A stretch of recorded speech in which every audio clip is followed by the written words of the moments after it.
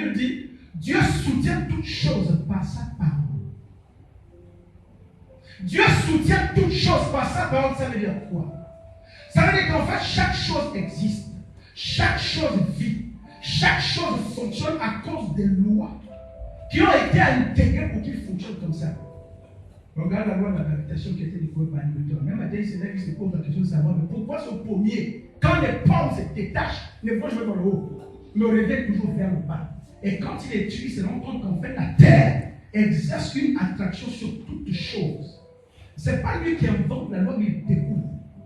Est-ce que vous avez pu vous poser la question, quand vous regardez les photos du système solaire, vous regardez la Terre, le globe terrestre, comment il est en suspension, il y a rien qui le tient.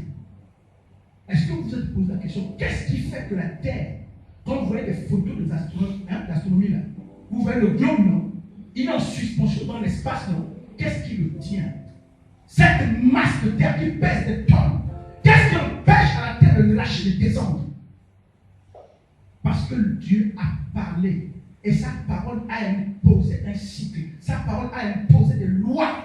Puisque la Bible dit dans le livre de Job, c'est moi qui ai donné la limite de la mer. Qu'est-ce qui empêche la mer de ne pas sortir de son lit et de venir ici? Parce que Dieu, lorsqu'il crée, il libère une parole et cette parole devient une loi. Dit à la mer, tu ne peux pas dépasser, venir ici. Donc la Bible dit que toutes choses sont soutenues par la parole de Dieu. Ça veut dire que dans chaque chose, dans son fonctionnement, dans sa nature, il y a des lois que Dieu a énoncées qui sont intégrées dans ces choses. Donc même les situations que nous avons dans la vie, le mariage, c'est Dieu qui l'a institué. Il y a des lois qu'il a prononcées, qu'il a déclarées, qui sont intégrées au fonctionnement du mariage. Quand tu ne les connais pas, tu ne peux pas avoir un mariage heureux. Même dans les relations humaines, un jour on était prêché, il disait que l'une des choses qui détermine que tu es mieux, c'est ta capacité à entretenir de bonnes relations. Même entretenir des relations, le fait d'entretenir des relations, il y a des lois divines qui régissent le fait d'entretenir de bonnes relations. Dans tout ce que nous faisons, il y a des lois. Même dans l'argent. Vous n'avez jamais entendu comment nous dire que lui n'est pas pour l'argent. Parce qu'il a compris comment ça marche.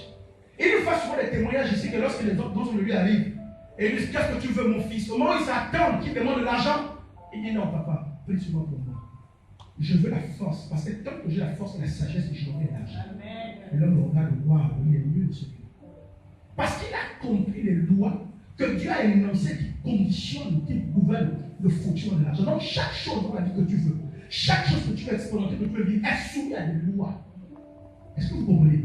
Les relations, le mariage, toutes ces choses, le travail, l'argent, le réussite, toutes ces choses sont soumises à des lois.